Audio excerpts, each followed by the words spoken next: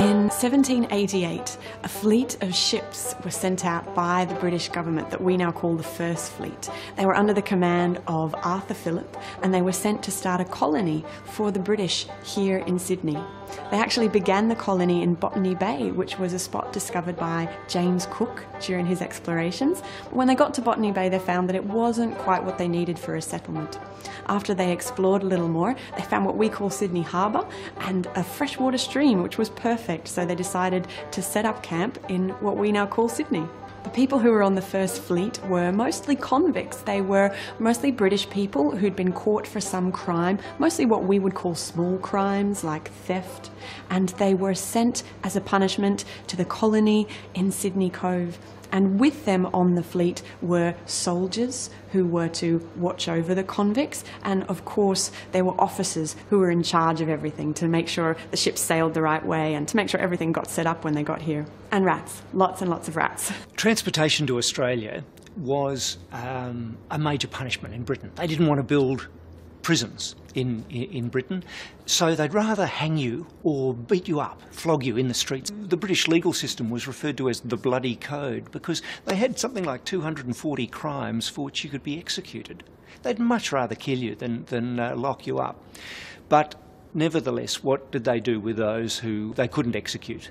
The answer was transportation. Rather than build prisons, let's send them overseas, make them somebody else's problem. One of the choices was the colony of New South Wales in Australia. Between 1788 and eventually 1868, when transportation to the Australian colonies ended, 165,000 men, women and children were transported to the Australian colonies. A journey would take around about 120 days.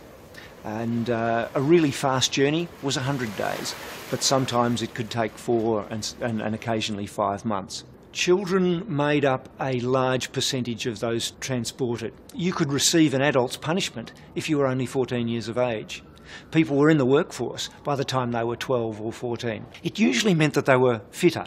Because that's what Australia wanted. It wanted a workforce that could build the empire. That's what the British government wanted of its convicts. They wanted this outpost in the Southern Ocean. Most convicts that came to the Australian colonies were assigned to farms or to private businesses.